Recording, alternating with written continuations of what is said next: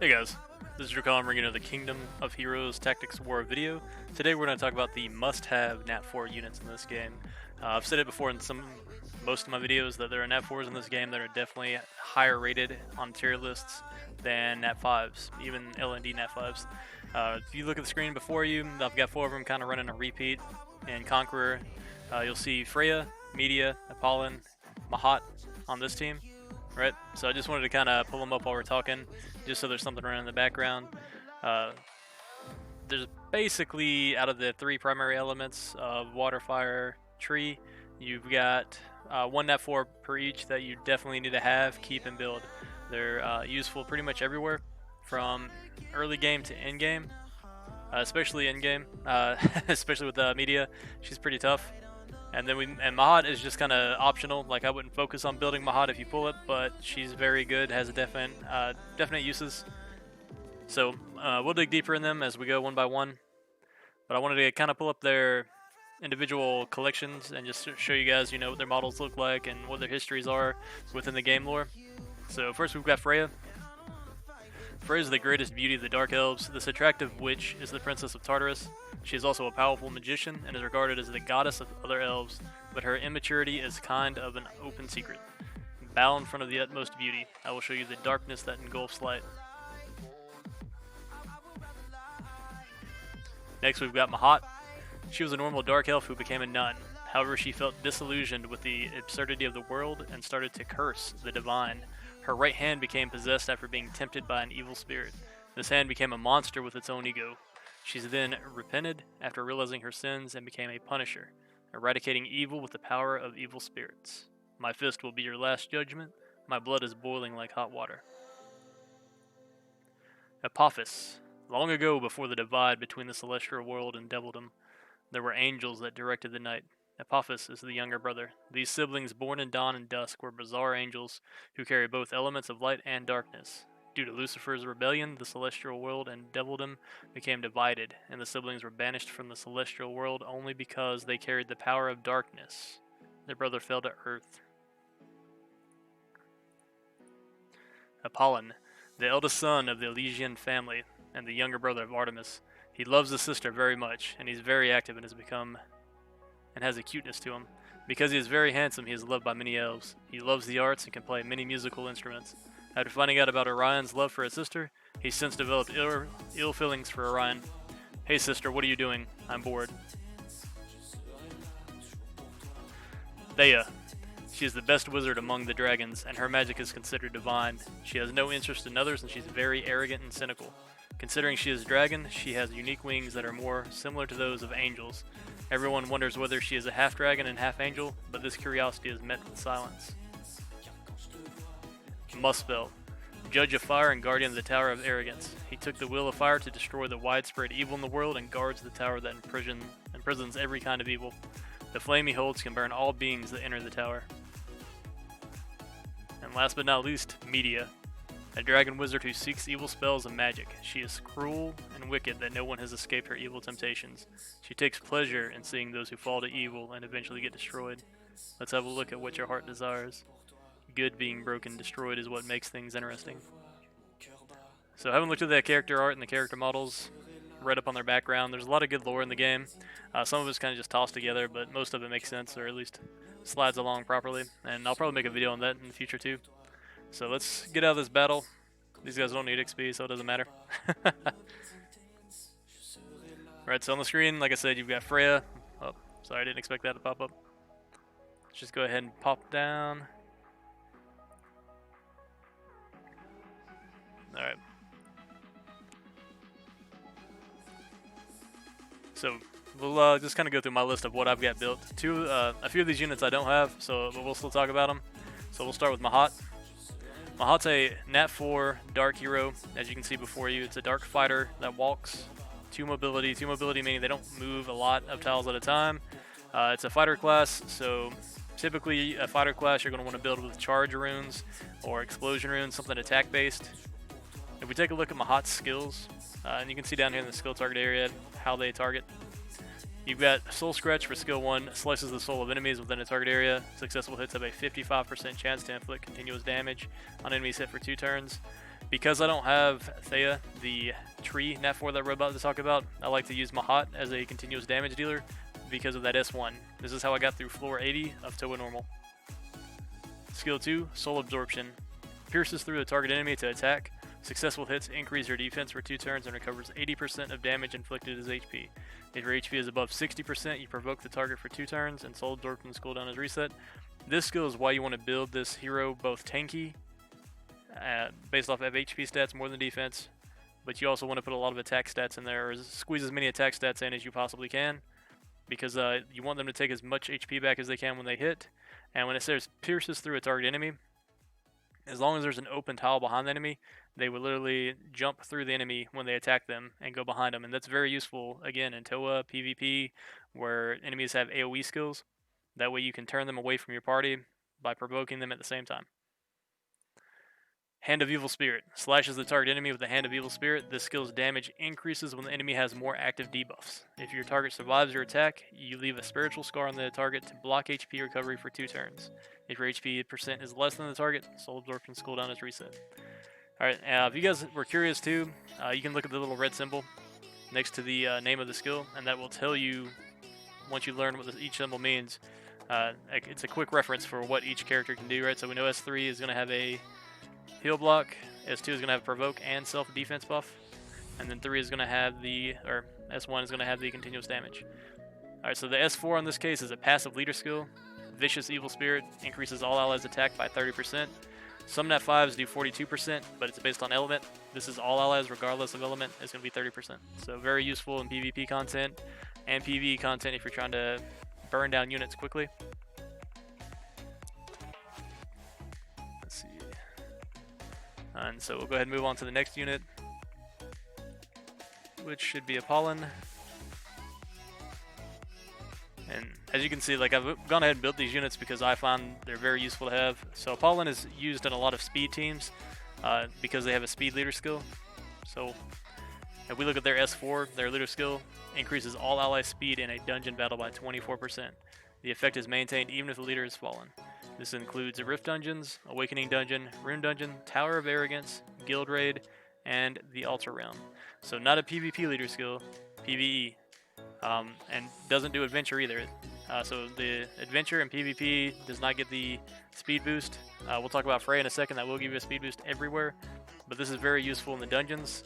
You'll see a lot of people use this person for speed runs in the Rune Dungeon, speed runs of Awakening Dungeons, and they turn allocation for Tower of Arrogance. So S1, beyond having that speed skill, leader skill, S1 brings the the action gauge of enemies down by 10% and recovers our action gauge by 10%. So it's a 10% buff to him when he hits something and 10% takeaway. So it's going to boost him up basically by 20% to move it in front of and cut between enemies. Very useful. If we go to skill 2, you've got Dawn Arrow, fires arrow to attack enemies within a target area. That has increased crit damage by 20%. This skill's damage increases when the enemy has greater remaining HP. Every successful kill with this skill reduces Dawn Arrow's cooldown by 1 turn. So, looking at this ability and the first ability, you want to build Apollon as an attack hero. And I would personally build him as a fast attack hero, so I'd probably put him on Swift, Charge, Explosion, something along those lines. Even Revenge is the 2-set if you don't need the Havoc runes to get the crit rate up. And make sure you get the crit rate to at least 75% plus, that way you can take advantage of this bonus crit damage. So, and you want to be able to kill with this hero, right? So, being faster, that means he's going to come in behind heroes. You want him to go first. The reason you want him to go first or second, depending on if you have a defense breaker, is because of his S3, Heaven's Music. Increases the crit rate and attack of all allies within a target area for 3 turns. If an ally within the skill cast area has an active debuff, you remove 1 debuff from them. Successfully removing debuffs from an ally will grant that ally with increased speed for 2 turns. That's why he's a great F11 monster. If you guys have fought in the Fafnir dungeons yet, the Rune Dungeon, he likes to cast a continuous damage debuff on everybody. So if Apollon is standing near them, this acts as a cleanse, and it gives them all speed, so now you're cycling more turns. So you've got a speed skill, you've got a speed leader skill, and you mess with the target's attack gauge while increasing your own attack gauge. So I would build him Swift, that way he can take more turns, and give him, build him probably attack, crit rate attack, or attack, crit damage attack. That way you can put out as much damage as possible and get those kills on the adds within that rune dungeon. You'll also find that in Toa Norm, there's certain enemies that like to spawn heroes. Like right now, Toa Norm 100, you've got Equiternia, I think is her name, and she likes to summon these weak unicorns, but they put out a bunch of heals, so you want to bring them down as fast as possible with AoE damage, and he makes that some quick, short work. Let's go to the Codex now, because a lot of the, like I said, some of these heroes I don't have because I fed them to create the combination heroes. So the next hero we're going to talk about is Theia. Theia is, without a doubt, one of the best units. If we had to rank these real quick, I would say I'd probably rank Apollon number 1, Muspell number 2, Theia number 3, and then under that everything else, Apophis and Freya, they kind of just come together. You know, they're just there. So what makes Theia really good and where she shines is going to be in Toa more than anywhere else. Toa Norm and Toa Hard, she is a needed hero basically for those areas. Otherwise, you're going to find yourself struggling, especially on Toa Hard 10 and Toa Hard 80, where you're fighting Cyclops.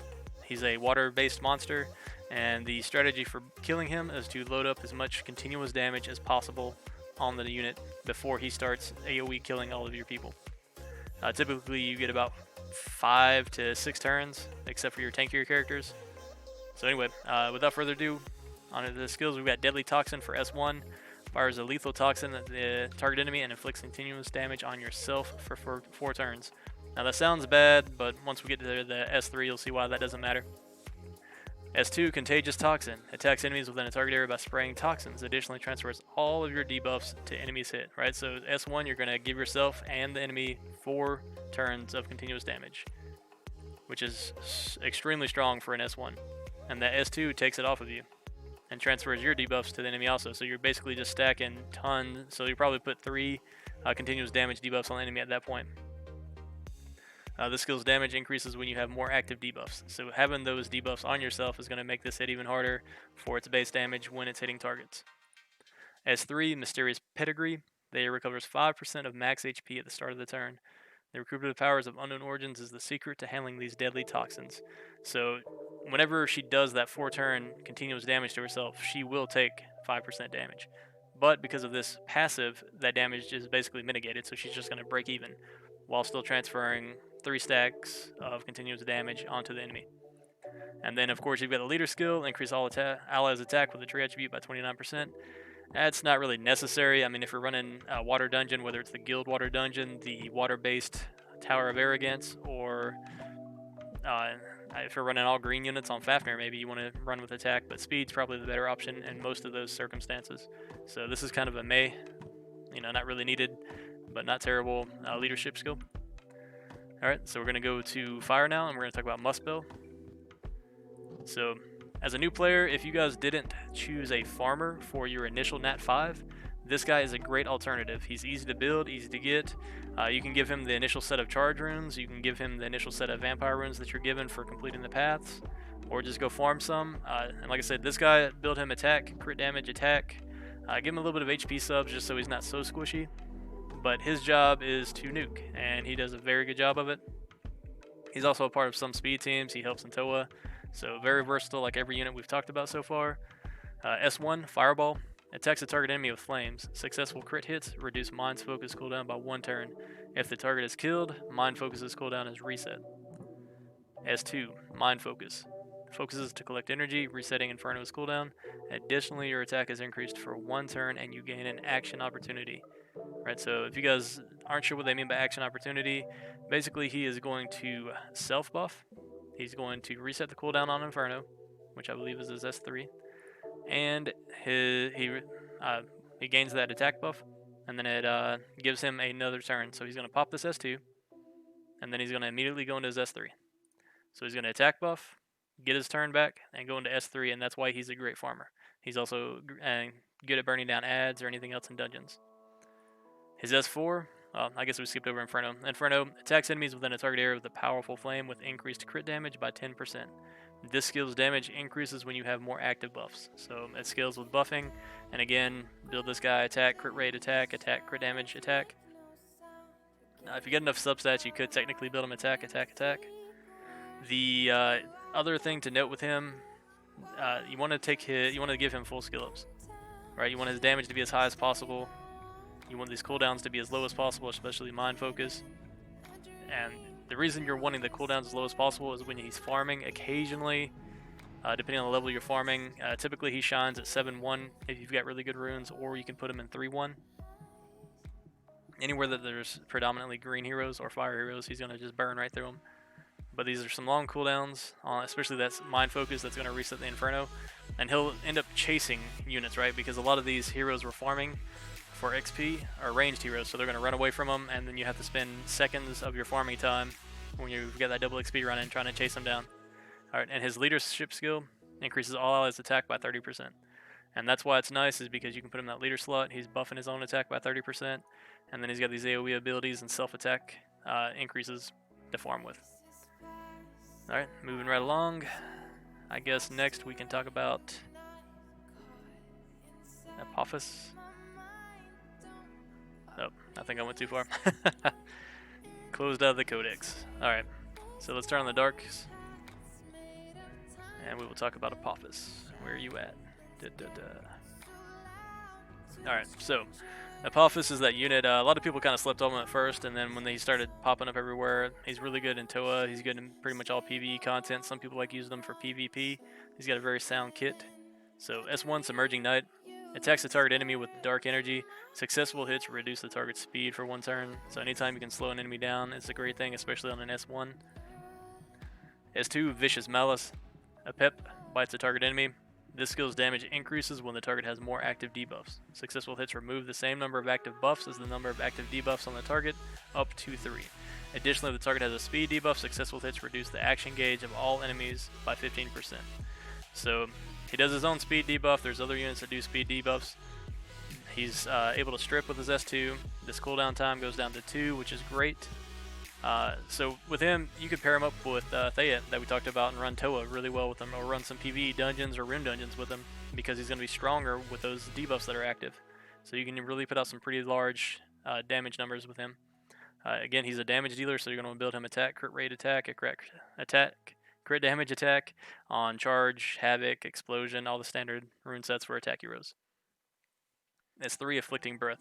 A pep belches out an afflicting breath to attack enemies within a target area. Successful hits reduce the defense and speed of enemies hit for 2 turns. So again, you've got that speed debuff that he does that tailors in with his S2. This is one reason why you're starting to see him pop up in a bunch of PvP content, but he's definitely good in PvP. So an AoE defense break is great. Plus, it's got the slow in there, so the cooldown on this goes down to 4. It's got some pretty nice damage modifiers between 12, 8, 8, 4, 4, and the effect duration goes up by 1. That means defense and speed is going to be a total of 3 turns that they will have it, which means his cooldown goes down to 3. As soon as it wears off, if you're in a long battle, you're going to be putting it back up, but hopefully the battle doesn't last that long. So this is definitely one of the best heroes in the game at the moment. His S4, in a rage, increases all allies' attack in a dungeon battle by 36%. So it's one of the best attack-based leadership skills that applies to all units. And again, that's Rift Dungeon, Awakening Dungeon, Rune Dungeon, Tower of Arrogance, Guild Raid, and Altar Realm. Alright, next up we're going to talk about Freya. Or do it? I think we already talked about Freya. If we did, I'm sorry, but we'll go ahead and run through it real quick. Freya is a hero that you're going to get for free for your path of progression. She is another speed leader, as you can see, and this goes everywhere. It's a 20% speed. A lot of people, you'll see her in PvP. She's one of the best PvP monsters because of that 20% speed lead. You've got her S2 also makes her very strong for PvP. Grants increased speed for you and your surrounding allies for 2 turns, and invincibility for 1 turn. So keeps you from getting one shot if you have a bunch of weaker DPS units in there that can't take a hit. Ravens on her S1 summons ravens to attack enemies within a target area. Successful crit hits increase the mobility of all allies for 1 turn. And then you go to the S3 Plague Zone, attacks enemies within a target area with the Force of Darkness. Successful hits inflict continuous damage on enemies hit for 2 turns. This cooldown goes down to 2. So the primary reason to have Freya is not the S1. So if you can squeeze crit rate in there, that's fine, but it's definitely not important, definitely not necessary. Instead, what you're going to want to build her as is probably speed and accuracy. Have some HP in there so she can survive, or just throw some attack in there if you can get enough HP substats. And your biggest thing is wanting to get Plague Zone on all the units, and you want this to be applied as often as possible.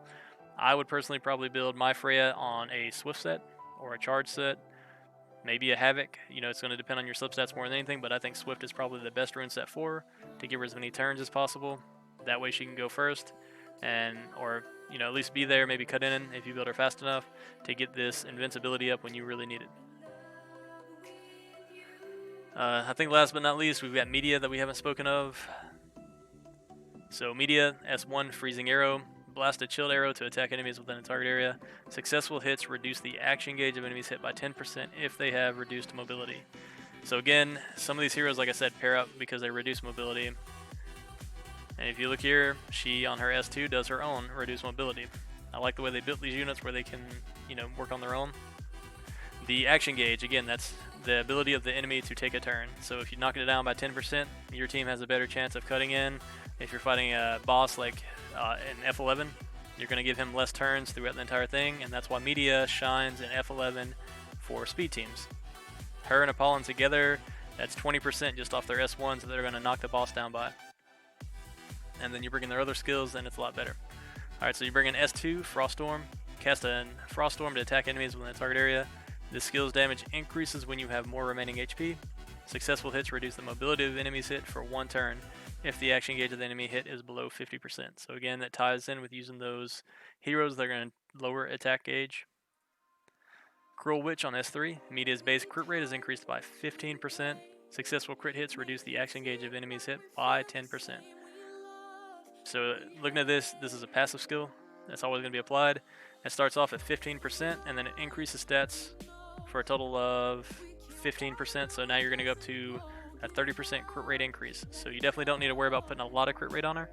And you could definitely build her as a DPS, but you're going to want to have some HP substats in there to keep her up if you're fighting stronger bosses, especially if we're talking F11 where you're going to have a bunch of ads and a bunch of continuous damage on you. And it says more remaining HP, that means her S2 scales with HP. So you might want to put at least 1 HP % rune on her. And then I would build her predominantly as an attack hero with scaled HP. Her S4, Media's Puppet. No one can resist Media's allurement. Media's attacks will always have an advantage over the target's element. So again, it's another passive. So she is always going to have let me rephrase this. She will never have a negative to her crit rate chance based on her element always having an advantage. So again, that means her S3 is not useless. So even those 2 passives, that's fine because you really just want to affect the target's action gauge more than anything. So hopefully that, I know it's a little bit long-winded of a video, but I really wanted to go in depth and tell you guys, if you're looking for progression, if you feel like you're stuck somewhere, if you want to start working towards speed teams or have better farmers, Media and Muspell, they work in multiple areas for PvE, PvP content, and both of them can farm 7-1 or other areas of Conqueror when you're trying to do XP farming, so you're not wasting time by building them. Same thing with the others. Technically, Apophis could be a farmer if you really wanted them to. And Muspell and Media, you could build them on Vampire runes to keep them up to make up for the lack of HP for being Nat 4s. And hopefully you guys found this video useful. If you do, like, subscribe. I'm looking for more content, looking for more support on the channel. Hopefully we can get up to 1,000. We've done pretty well hitting 100. So I hope you guys have a great night.